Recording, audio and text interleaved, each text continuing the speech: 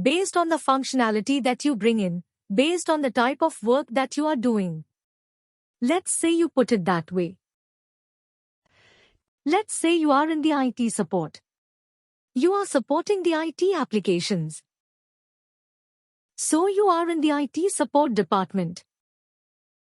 Somebody is doing sales. They are in the sales department. Somebody is in the marketing. Somebody is into leadership management. Somebody is doing work of human resources. They are managing the human resources. So they are in the a department, right? Depends on the type of work that people are doing. Based on that, they have been grouped together into individual departments, correct? How? What else can be the grouping of these workers? One is department, what else? Maybe location, correct? Yes. Location can be a way to group the employees. Okay, all employees of Bangalore. Right, all workers of Bangalore. They are together. So the workers in Bangalore may be from different departments, right? Some may be from the sales, some may be recruiting, some may be human resources, some management, but they share the common thing, that is, that they are all located in Bangalore, correct? So yes, that can be a way of grouping workers. A location. What else? Union's responsibility is okay. Union is definitely yes, definitely yes. Now, when you say responsibilities, can you elaborate more on responsibility? Managers, senior managers, yeah, you may want to group them together. Yes, maybe all managers are part of a particular group, but how do you do that in a typical line of grade? Why yes, maybe yes. Hierarchy, hierarchy. But yeah, so we will talk about that. So alright, but I will take it as a hierarchy. But we will talk about it again. But I just want you to give me examples from your organizations that you have worked for. A legal entity. Now, what is a legal entity? So when you say legal entities, so I'm assuming that this legal entity has, well, a legal entity, so they have been registered as a legal entity in their country of operation. Is that the right way to put it? Like, let's say, securities. Like, let's say, you are in India. So there is a division, a legal entity like Credit Suisse Securities India Private Limited, something like that. And then there may be the other one, maybe the operations. It can be Credit Suisse Operations India Private Limited, something like that. So maybe it's a registered legal entity, registered in the books of the government, right? That's why it's a legal entity, because it has a physical or a legal existence. That organization, the securities one, has a legal existence, correct? And maybe it submits taxes and all. So can we equate that to a company? Because the company also has a legal existence. Is it the same as a company? I mean, it may not be, but just asking. Not exactly, because each Credit Suisse will have different legal entities now. The same two legal entities are existing in Raleigh and New York, but the same don't exist in Poland and the Switzerland location. Okay, so in Workday, In Workday we call company as a legal entity. So that's why I was asking. So a company in Workday is equivalent to a legal entity. Just a heads up that we will see this term again. So yeah, anyway. So, coming back to the discussion, a company. A company can also be used to group the workers together, right? A company is the one which is.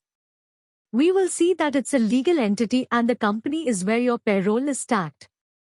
The worker's payroll is stacked to that particular entity, right? So people who are part of a company are again grouped together into an organization. Now, is it possible for an employee to be member of different organizations of different types? Is it possible? Yes. Possible, right? But is it possible that one worker is part of different organizations of the same type? No. No. You are part of two departments, you are part of two companies, two locations at the same time. Not possible, right? So let's understand this. But this is a very, very important point that we need to understand. So you see, an organization typically represents how the work is done and how the workforce is structured. That is the main purpose of an organization. And it can serve many other purposes and it is used across the entire platform, across the entire Workday platform.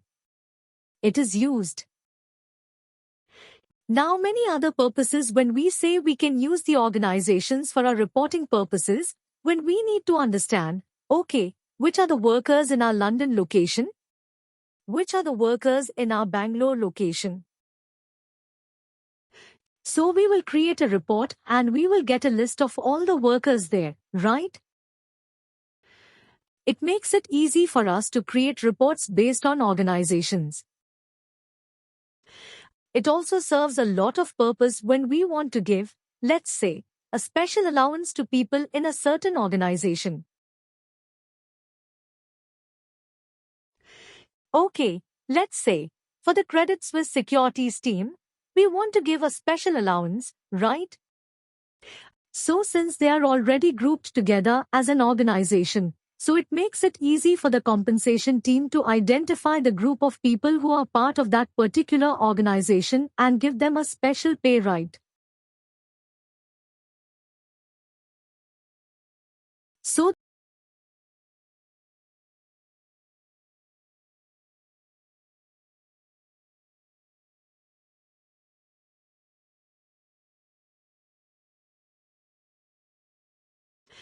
that is the whole purpose of grouping together workers, because in a large organization, if you have hundreds and thousands of employees, it is difficult to individually design or give anything to individual workers.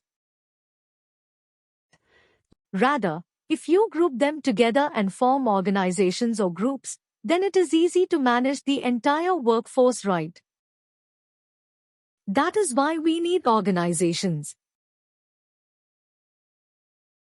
And the point that I mentioned that workers are tied to multiple independent organization types, each with a different purpose.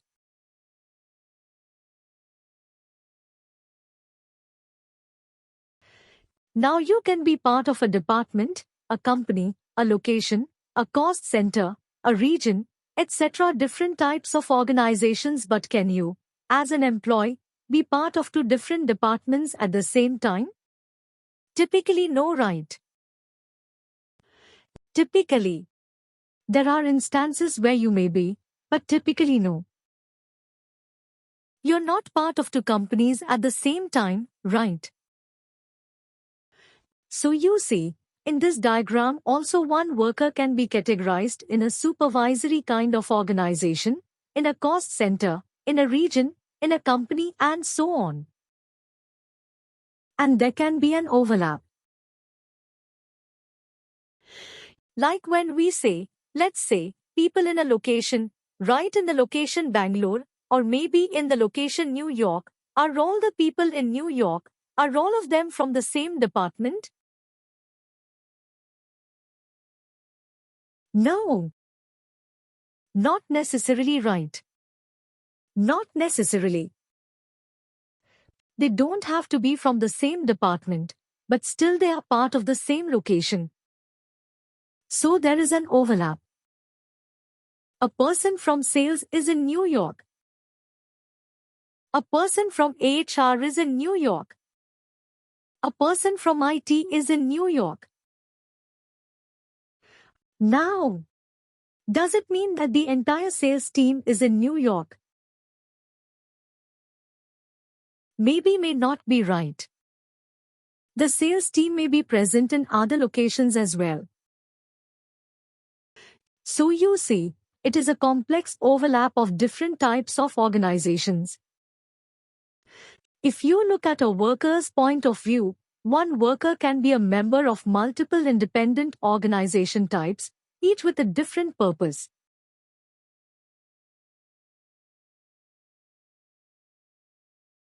All right. So let's go into Workday. Let's see this for ourselves about how we typically see the organizations. So let me move to see this for ourselves. We will look at some workers and we will see the organizations that they are part of. I want you to be able to identify okay. And then we will look at the different groupings that we have. Just to understand this point better.